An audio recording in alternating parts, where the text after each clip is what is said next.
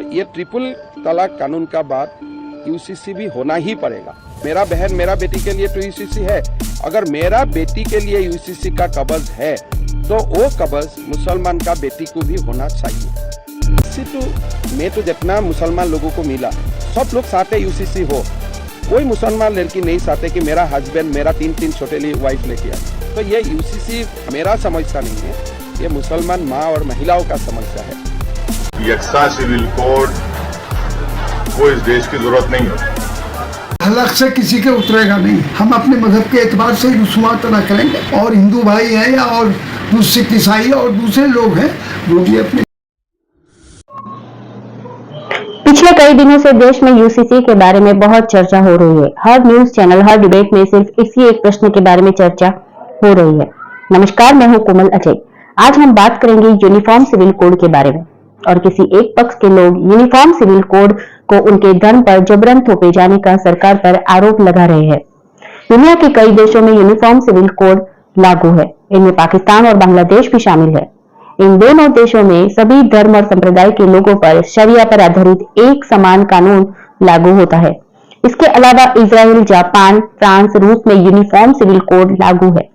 America में धर्मनिरपेक्ष कानून है जो सभी धर्म के लोगों पर समान रूप से लागू होता है। दुनिया के ज्यादातर इस्लामिक देशों में शरिया पर आधारित कानून लागू है, जिसका पालन हर धर्म के लोग करते हैं।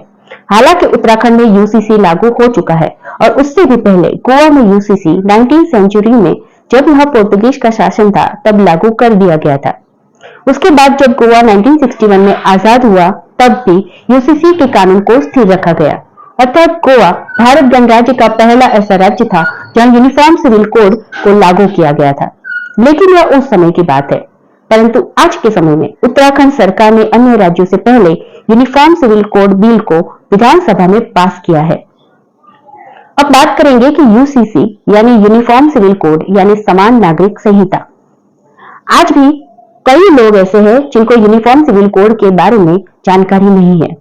अगर क्रिमिनल कोड की बात करें तो उससे कोई भी व्यक्ति कोई अपराध करता है, वो मुस्लिम हो या हिंदू हो या अन्य किसी धर्म का, उसके लिए सजा का प्रावधान एक समान ही होगा। सिविल कोड में भी कुछ विषय में समानता है। यूनिफॉर्म सिविल कोड का मतलब है कि हर धर्म, जाति, संप्रदाय, वर्ग के लिए पूरे देश में एक ही नियम। सभी धार्मिक समुदायों के लिए विवाह, तलाक, विरासत, गोद लेने के नियम एक ही होंगे। संविधान के अनुच्छेद 44 में सभी नागरिकों के लिए समान कानून लागू करने की बात की गई है। भारतीय अनुबंध अधिनियम 1872, नागरिक प्रक्रिया संहिता, संपत्ति हस्तांतरण अधिनियम 1882, भागीदारी अधिनियम 1932, साक्ष्य अधिनियम 1872 में सभी नागरिकों के लिए समान नियम लागू है।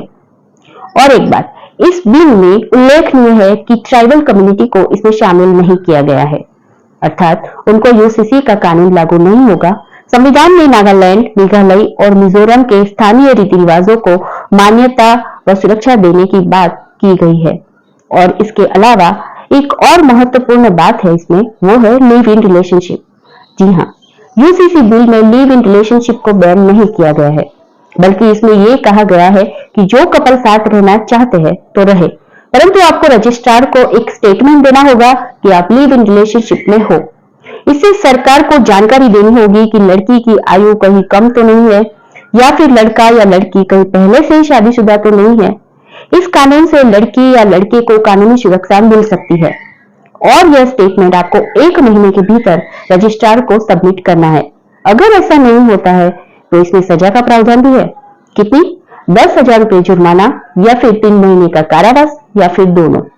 अब और महत्वपूर्ण इसमें टॉपिक है पॉलीगैमी। पॉलीगैमी पर बैन लगा दिया गया है। जी हाँ, बहु विवाह प्रथा। हिंदू में यह रिवाज नहीं है, क्योंकि हिंदुओं में पहली शादी में डिवोर्स होने के बाद ही दूसरी शादी हो सकती है, लेकिन मुस्लिम्स में एक से ज्यादा शादी का रिवाज है, उस पर रोक लगा दी गई है। आप एक से ज्यादा शादी नहीं कर सकते। अगर करनी है तो पहली पत्नी को डिवोर्स देना होगा। इसके अलावा अब तो सुप्रीम कोर्ट ने मुस्लिम महिला को डिवोर्स भत्ता देने का यानी कि भरण पोषण देने का आदेश दिया है। पहले क्या होता था कि मुस्लिम महिला का अगर डिवोर्स होता है तो उसे सिर्फ मेहर की रकम मिलती थी। मुस्लिम महिला को बच्चे गोद लेने का अधिकार मिलेगा, उन्हें हलाला और इद्दत से पूरी तरह से छुटकारा मिल जाएगा। इसके बाद है डिग्री ऑफ प्रोहिबिटेड रिलेशनशिप। आपको पता होगा कि हिंदू मैरिज एक्ट में आपका पार्टनर होगा वो कॉमन एंसेस्टर से नहीं होना चाहिए, यानी कि गोत्र समान नहीं होना चाहिए। अगर ऐसा है तो शादी नहीं कर सकते। लेकिन मुस्लिम्स के लिए उनके सिस्टम के मुताबिक शादी की मंजूरी दी गई है। जैसे मुस्लिम्स में जो उनकी कजिन से शादी हो जाती थी उसे वैसा ही रखा गया है। और एक इसमें महत्वपूर्ण पॉइंट है, वो है children born out of wedlock. Wedlock का मतलब है कि आपने शादी की है, और अगर आपने शादी नहीं की है और फिर भी आपको बच्चा हो जाता है, जैसे कि कोई महिला लिव इन रिलेशनशिप में है और उसे बच्चा हो जाता है, तो उस बच्चे को कानून की भाषा में या फिर समाज में भी इलिजिटिमेट यानी अवैध कहा जाता था। अब आप ही सोचिए कि उस बच्चे की उसमें क्या गलती है, उसे इस तरह की बेइज्जती पूरी जिंदगी क्यों सहनी पड़े। लेकिन अब यूसीसी में इस इलिजिटिमेट शब्द को हटा दिया गया है। यही पॉइंट इस बिल में सबसे ज्यादा महत्वपूर्ण है। अब देखना यह है कि क्या एनडीए सरकार इस कानून को स्थापित कर पाएगी, क्योंकि पिछले 10 साल में बीजेपी की पूर्ण बहुमत की सरकार थी, इसलिए 370, ट्रिपल तलाक, राम मंदिर जैसे बड़े निर्णय ले पाई। लेकिन अब विपक्ष की संख्या भी ज्यादा है और विपक्ष सरकार को ऐसे महत्वपूर्ण निर्णय पर काम नहीं करने देगी।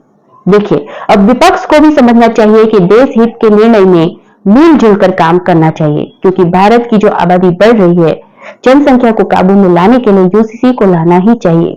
आगे आप अपना सुझाव कमेंट में जरूर लिखें और वीडियो को लाइक और सब्सक्राइब जरूर करें। धन्यवाद।